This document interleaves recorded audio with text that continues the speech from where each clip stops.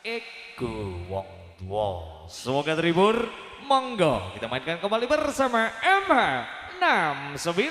Rasa haram langsung Klimaks. musiknya. Asin. Apa sing asin? Enak Mas. Enak apa asin loh? Aku pe jaluk kok asin iki lho.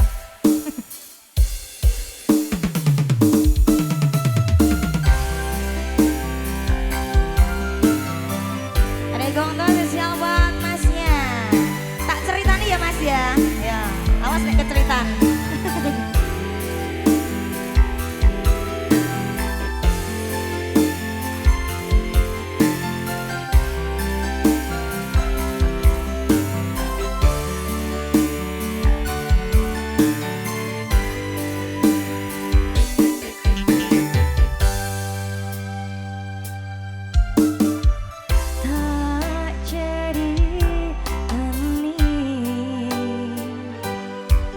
Cerita sing paling ngarani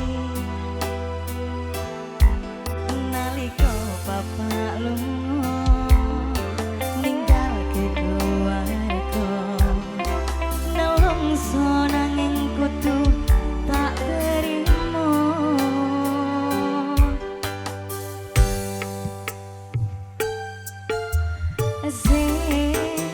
gawe tambah lara wong tuwa ana kaya ra ono ngendi kasih sayangi sing kaya cah liyane bapak ibu bingung dhewe-dhewe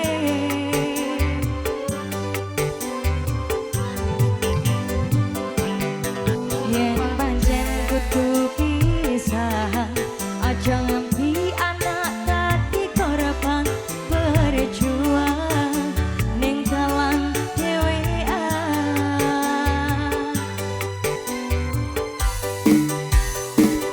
ora ono sing jalan dilahirke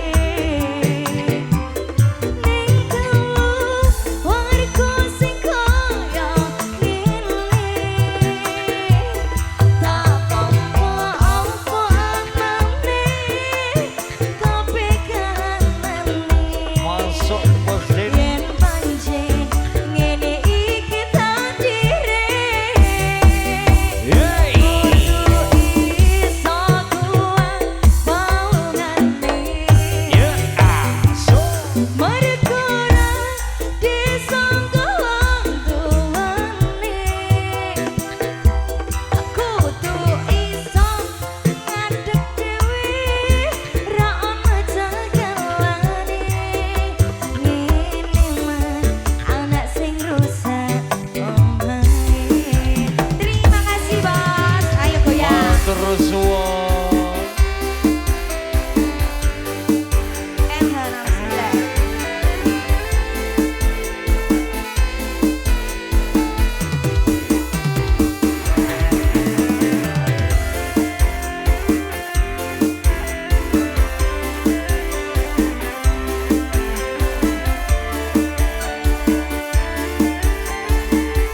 Mas Devi pada kendang.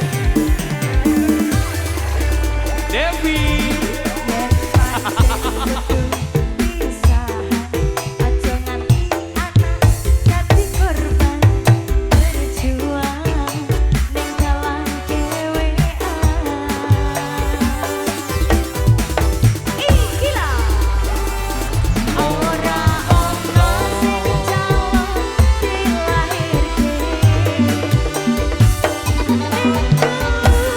Warga sing kaya